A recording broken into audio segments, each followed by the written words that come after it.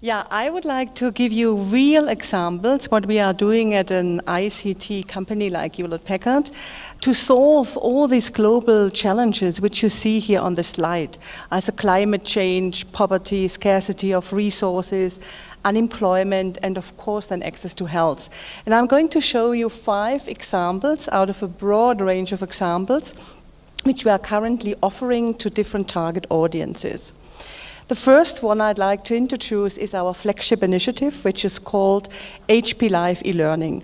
This is a cloud-based platform for entrepreneurs or people who want to set up their own business. And this is an online platform which is live since last year in July. At the moment, we have more than 75,000 users from more than 220 countries.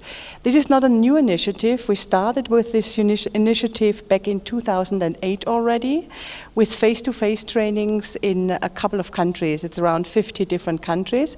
But very soon we reached the stage where we said, okay, we are an ICT company, we should make the solution accessible to a lot of people, and why not using ICT and all the opportunities ICT can bring to the people. The platform is available in English. Maybe you would like to take a course actually after the conference because it's free of charge. Everyone can take such a course. And currently we are translating that in 4 additional languages. We know that this platform is picked up a lot by developing countries, and we know that mobile solutions are really important in developing countries. That's why the next step for HP Live eLearning will be to deliver a mobile solution. I put up this slide because this is the entry page when you go online, HP Live eLearning, and the left-hand side I put a couple of organizations we are working with in delivering these services to people. And this is really important because this is such a global scale, such a big scale, that even a company like HP cannot deliver all the resources to set up such a platform. And the other reason is that we know that in the world there's a lot of organizations who have really innovative technology we would like to understand and where we would like to collaborate with the people to catalyze innovation. So, for example, with UNIDO, I know Walid is in the audience as well. He is the driver here on this part. We are doing an energy course for HP Live eLearning. So this is why UNIDO, USAID, a collaboration, they are focusing much on the development in Tunisia. And EDC is a very innovative education organization located in Boston who delivers the pedagogy behind that.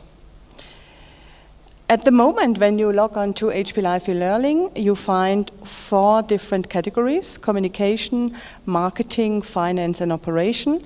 And underneath each category, you find 5 courses at the moment. You can read them out when you look at the slide. We are currently developing another pillar, which we currently have under the working title 21st Century Skills, which will tie into environmental courses, in courses for social entrepreneurs, because we see increasingly that people set up their businesses with a social focus. And while a social business has to fulfill the same criteria like a normal enterprise, there are a couple of things a social business has to understand to put into action in order to be successful and also financially viable. And then another big section is coming up quite soon. A lot of people know it under the terminology of soft skills. We don't like that too much because we think it's very limited. So we call it life and career skills. And the first course will be live in November on responsible leadership. Okay, this is the course on environment, just to give you a little bit of an understanding how these courses are working. They follow a set curriculum. So normally it's a funny story, and this ties into your argument because we are also thinking you have to capture the people, you get the people via really funny stories. So normally this is a story where a person is in a situation where he or she needs to solve a problem which is actually discussed in the training course you are taking, with a lot of pictures, and then the learner takes up the course, enrolls for the course, and we go into the content. The content is interrupted by a lot of assessments so that the learner can really understand, is he or she understanding the content? Then it leads, of course, we are an ICT technology, to the technology part, where we deliver software solutions, IT solutions, which especially tackle this specific problem. And then it leads to a downloadable session. Each course takes roughly around 1 hour, and you get a certification afterwards. It's a vocational training, it's not an academic training. Because we understand that especially unemployment under youth is a huge problem, especially in Europe.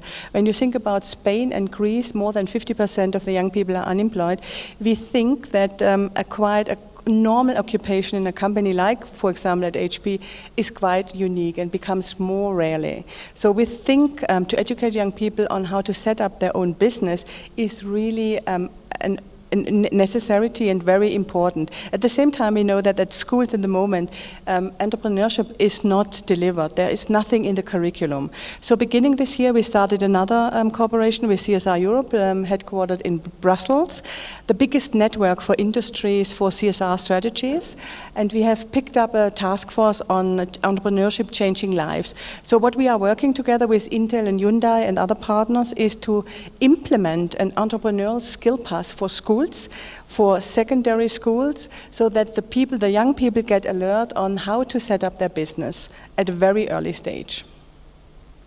This is another small thing we did last year in Brazil, which picked up quite well. Also, and this boils down to your fact, Marilyn, the fantasy, really addressing fantasy and stories in the people. This was an online tool we created together with World Bank Education. At that time, as a demo version only in Sao Paulo, where we identified 6 topics which we wanted to address, especially important for Brazil. This was trash, recycling, water, e-waste, rainforest, and trash and art. And you can see at the right-hand side, the story was around a comic which was created around this topic, with a lot of challenges, which was sent to the target audience. Target audience was 15 to 25, by the way, via their mobiles. And they could solve a couple of solutions. They had 1 week time, and they won scores. So gamification elements were part of the game as well. And at the end of each week, there was a winner, and the winner would get a prize. HP was responsible at that time for the topic on e-waste, because we have a long history on that. And our prize at the end was an intern at HP Brazil. This was picked up so very well, and surprisingly well, because this was a demo, so that we really decided to put that on a bigger level next year. Yeah, I'm very short in time, I understand, Harry. That's why I put that very, very short. STEM education, a big thing. Yeah, we know that more, double as much jobs are created in the next decade in technology area. So we need to do something with ICT, especially to push STEM education. We have founded also in 2008 HP Catalyst, which is a consortia of 6 different topics where 50 organizations worldwide tie in, all dedicated to advanced STEM education, to find innovative ways how to teach STEM education. We had so many exciting topics which were created by students and learners that we launched this year HP Catalyst, which is a program where learners can create little micro videos to teach STEM education, and this is connected with grants. And I think the last one, which I would like to raise today, this is also tying into poverty and unemployment.